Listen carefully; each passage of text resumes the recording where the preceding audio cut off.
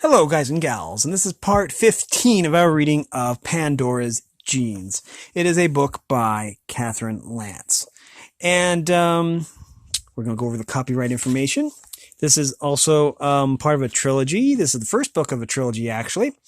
The second book being Pandora's Children, and the third book being Pandora's Promise. And these books, I'm sure, are still available at most retailers. I think they've been reprinted several times.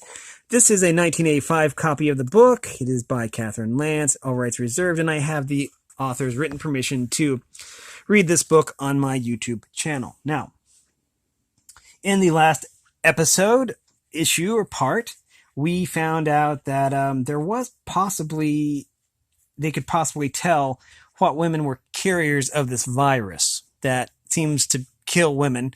It's called the women's sickness is the name of the disease. The garden sent several scientists to set up clinics so they could test the people of the capital, the women mainly, so they could tell which ones were carriers.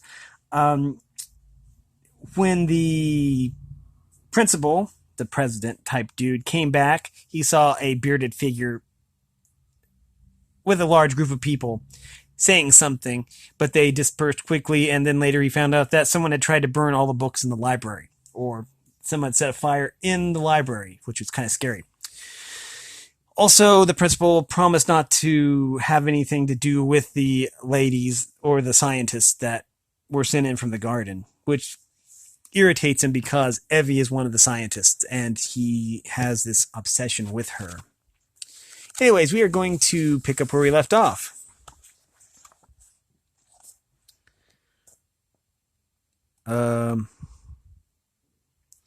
Okay, wait a minute. Find the library.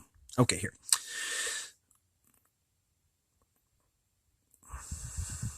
Okay. The principal turned his attention to the guards, their faces streaked with sweat and smoke.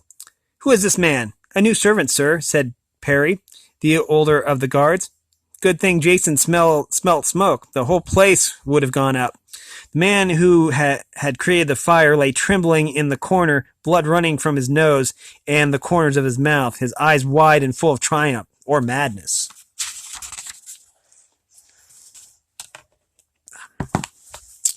The principal forced himself to look away from the wretch. He went to the window and threw them open and took 3 deep breaths, holding each before letting it out. When he had finished, he relaxed his fist and approached the man, keeping his breath even. Slowly he walked around the prisoner, whose foul, stale smell was remarkable even in a generally unwashed populace.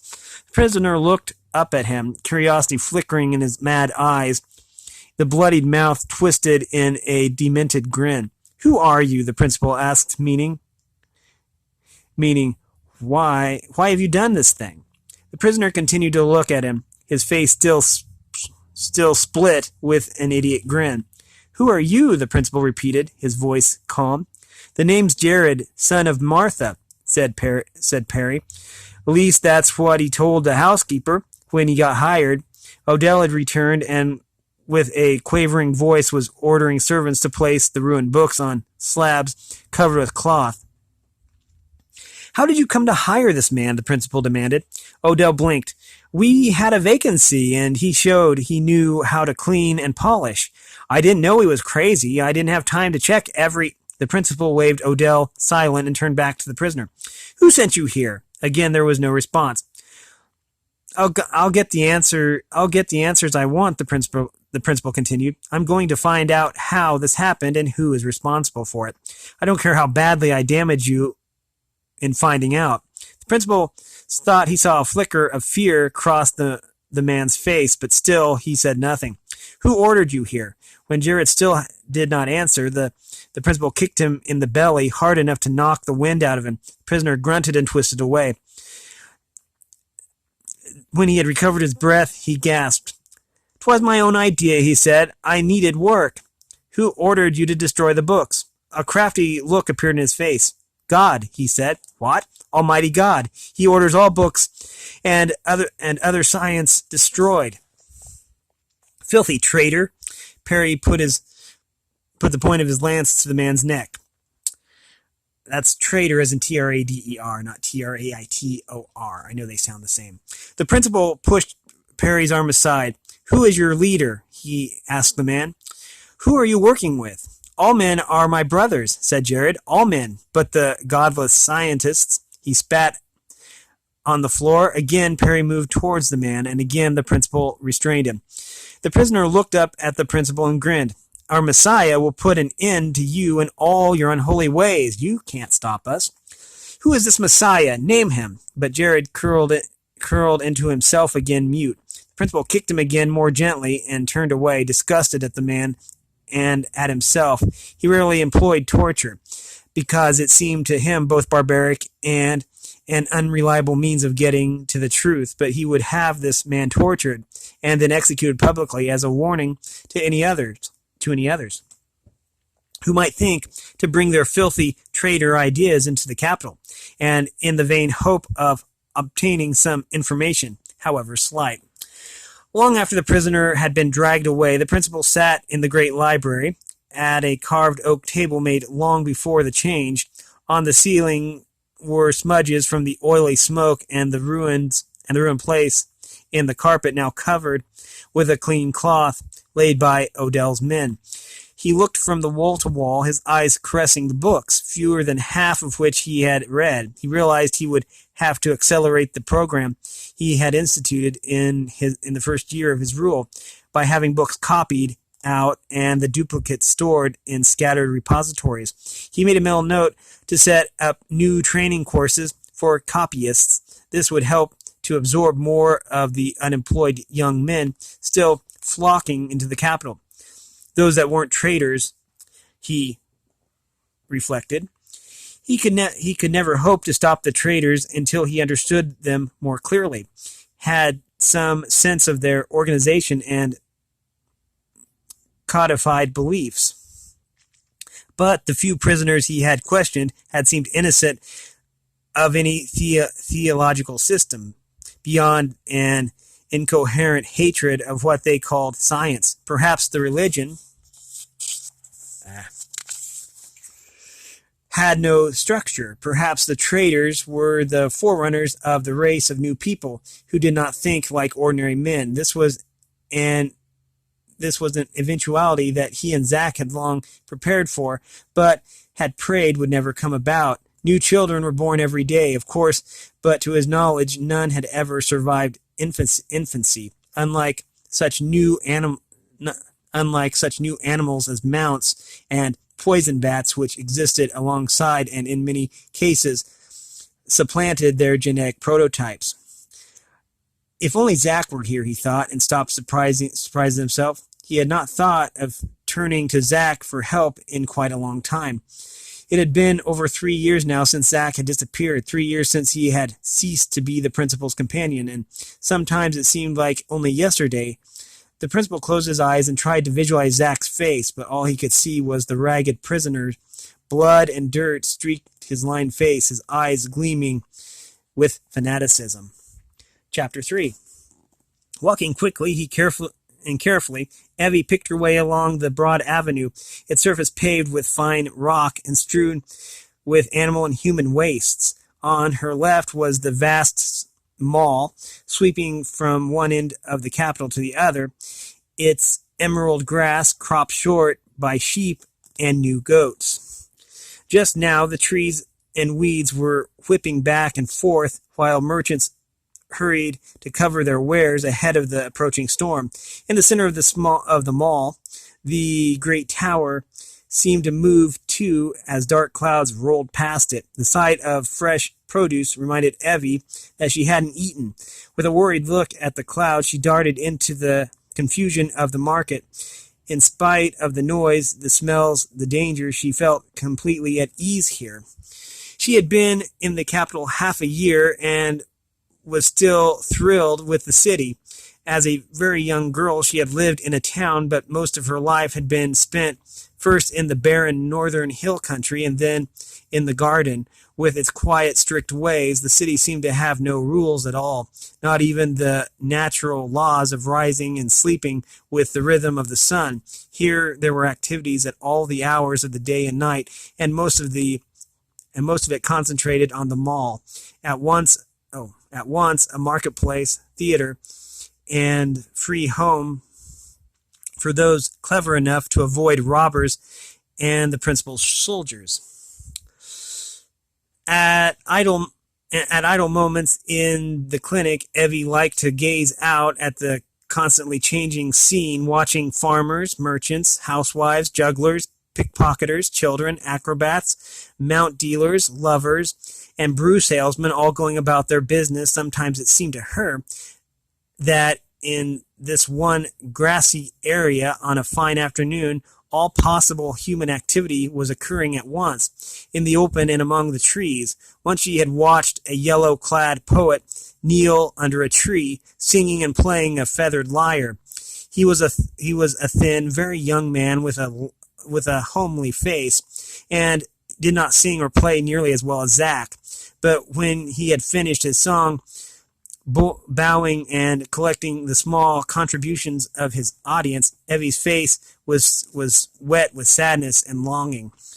The first day Evie had arrived along with Lucille and Lucky, the principal had held a great rally in the mall just across from the clinic, an ancient building supported by marble pillars the size of trees, and sheltering a gigantic statue of a seated, bearded man. The principal had told them that he had chosen this site because it was easily accessible from the mall, yet could be defended from all sides.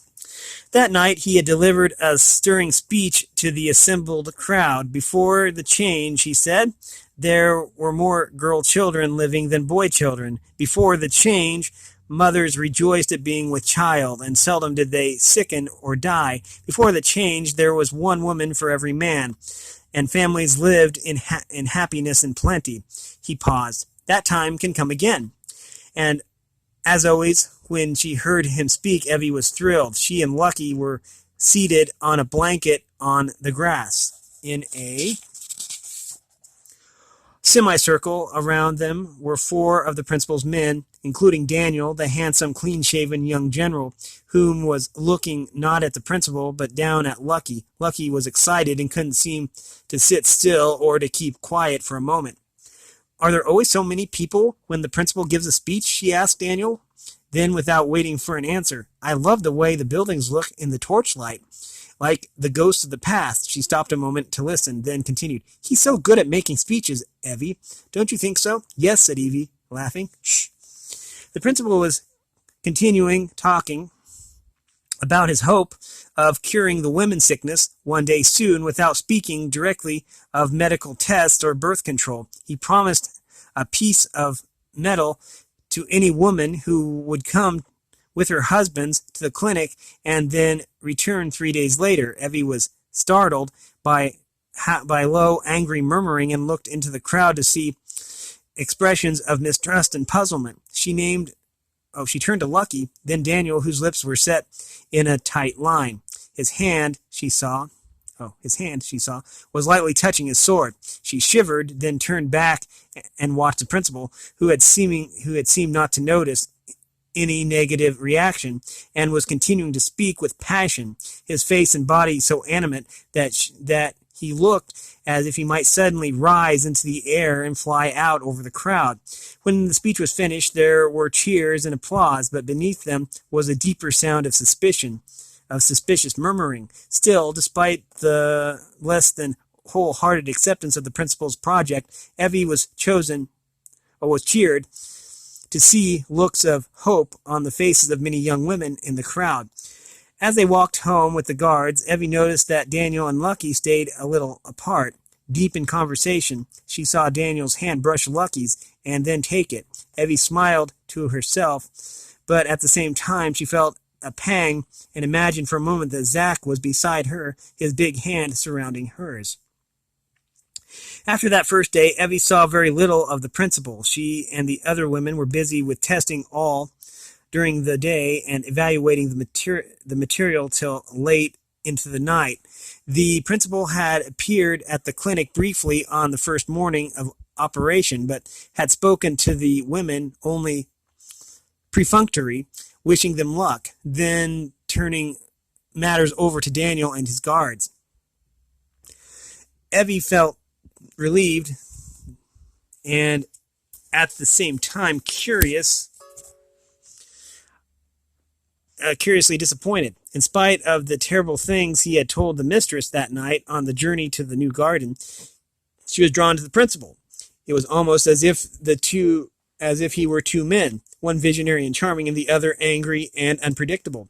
She knew that the angry principal was capable of almost anything, even taking her from the garden by force. But she also sensed that the other principal would not allow anything to interfere with her work. The routine never varied from day to day. Early in the morning, the guards helped the women set up their tables two to one side of the seated statue, where Evie and Lucky conducted screenings, and one on the statue's other side, where Lucille administered the test. When all was prepared, the guards stood back and allowed women to enter one by one, followed in most cases by ragged, dirty children and sullen, suspicious husbands. In spite of the guards and Lucky's reassuring giggles, Evie felt safer with Baby there. The foxcat seemed to sense that her presence would be frightening to the patients and sat the whole day quietly hidden by the table at Evie's feet. At midday, the clinic closed for a meal break and then reopened for more testing, or twice a week, to give birth control classes to the women who had proved susceptible to the women's sickness, or who had simply did not want to bear more children. Evie felt important and useful when she explained to exhausted and frightened women how to follow their own bodily cycles using colored pebbles, and how to prepare abortifacient teas and foul gut barriers. The first family that Evie interviewed was typical of the hundreds that followed. The woman was young, scarcely older than Evie herself, though her face was lined and anxious, and her body sagged from bad food and 4 pregnancies. She was dressed in a shapeless dark skirt and over tunic, her hair neatly tied back with strands of blue wool. Her husbands were twins, both thin to the point of emaciation, with narrow, deep-set eyes. Evie smoothed the long, flat leaf paper in front of her and dipped the pen into a pot of ink, as if she were accustomed to doing it all the time. "Your names?" she asked, covering her nervousness with a businesslike manner. "Gladys, daughter of Gladys," the woman answered. "These are my husbands, Walt and Wendell, son of Maria." "Occupations?" "Fruit farmers," said Wendell, almost apologetically. "Me and Walt plant and gather. Gladys tends to the trade."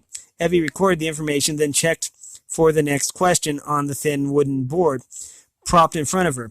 "How many brothers do you have?" asked Gladys. "4. "Sisters?" "I was the only girl. My mother died of the sickness when I was 2. Evie nodded and recorded. "How many fathers did you have?" 3. 2 brothers and my first father." "Did they take another wife?" The woman shook her head and gave Evie a look that indicated she hoped future questions would be more sensible. Now Evie's turned to Gladys's husbands. "How many brothers in your family?" At this point, Wendell spoke up. 10 altogether, but we're here to keep Gladys from getting the sickness." "And what about the piece of metal the principal promised?" "We'll get to all that," Evie said calmly, surprised that her nervousness was gone, and she felt as authoritative as she sounded. "But we need some information first. How many sisters did you have?" The interview continued, and Evie learned with excitement that Walt and Wendell had 3 sisters and several girl cousins.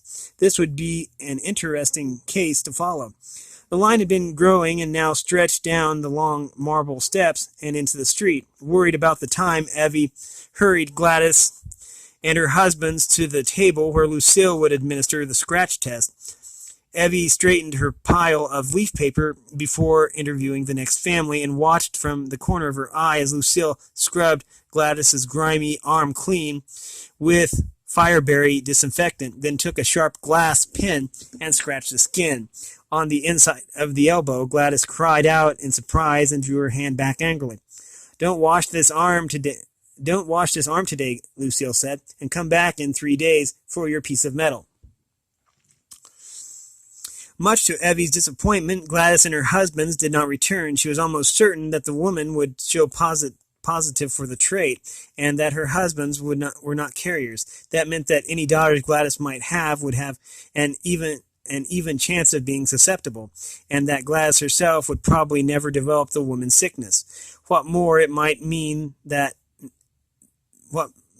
and how they could use the information would depend on the result of hundreds of more tests over the coming months and years. There were so many possible combinations that Evie found herself growing impatient at the amount of time it took to thoroughly question each family that came in, and she was becoming increasingly angry at the large number, nearly half, who had returned for the results of the test and to receive the reward.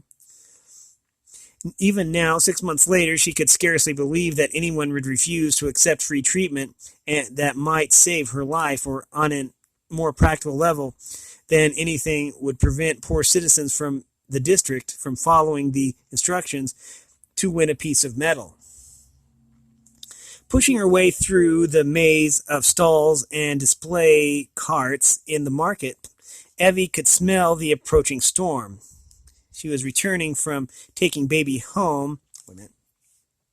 Sorry about that. I had to change my position. Taking baby home. In the last few days, the little animal had become restless, refusing to stay quietly hidden. And this morning she had emerged from beneath the table twice, growling and spitting, terrifying the patients. Evie had been unable to calm her, and finally agreed to take her home at lunchtime. When she put baby into the room, she and Lucky shared in the mansion across from the principal's house. The little animal would not stay quiet. She stationed herself by the doorway and began to howl loudly. When Evie tried to leave the room, Evie sighed and knelt and scratched her pet behind the ears. I'll be back in just a few hours, she said soothingly. Don't worry, baby. At that, the fox cat mewed piteously and took Evie's skirt in her mouth, pulling toward the center of the room. Evie gently pulled her hem free and picked the little animal up and set her on the bed. Now stay here, she said. I'm going whether you like it or not.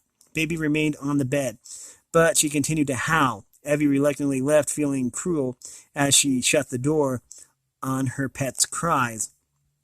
Baby's behavior worried her. Perhaps, as Gunda had long warned, the little animal was finally reverting to her natural wild state, or perhaps she had simply been spooked by the approaching storm. Just ahead of her, Evie saw a wooden cart heaped with people and green fruits. The dispirited-looking woman who was trying to cover the cart and sell at the same time looked somehow familiar.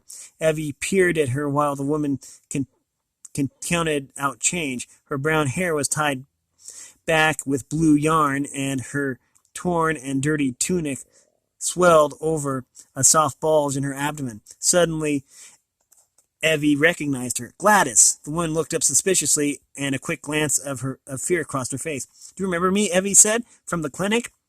I don't know what you're talking about, the woman said. Clearly she was shaken.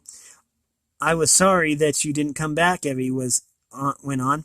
Do you remember the scratch we gave you? Did it ever start itching and turn red? You better get out of here before my husbands come back, the woman said. They won't like hearing your godless science talk. Now Evie noticed the double spiral carved of wood and the woman was wearing on a thong around her neck, and realized why she had not returned somehow. Between the time they had appeared at the clinic and the time they were to return, Gladys and her husbands had become traitors.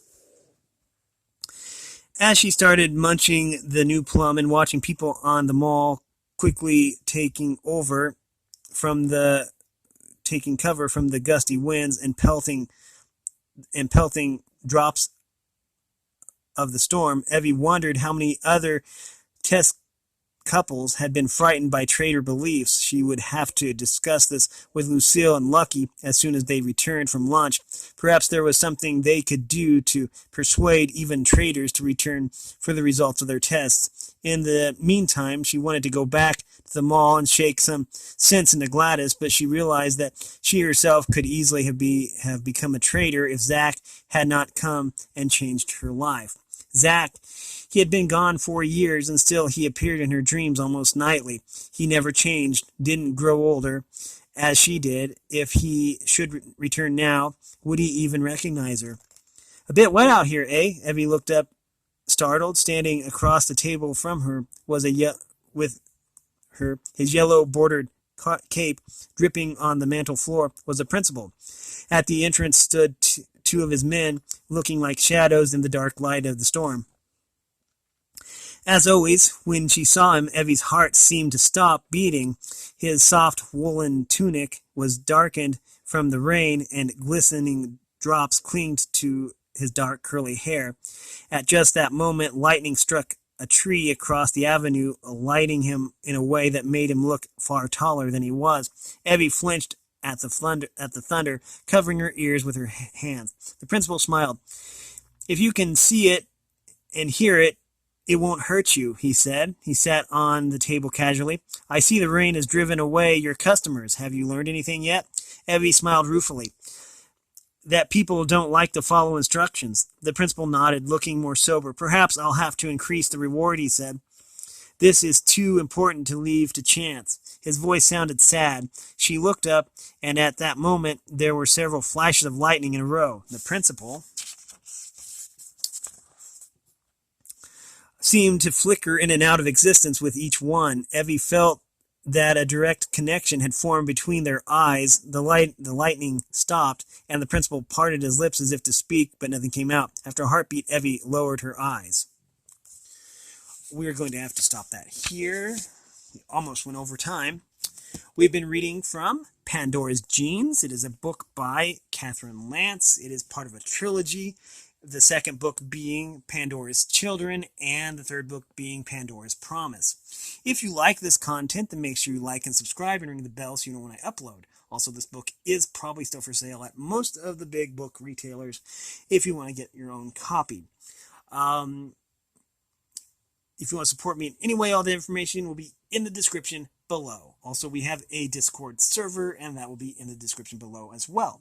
As always, thanks for watching, everyone, and have a great day.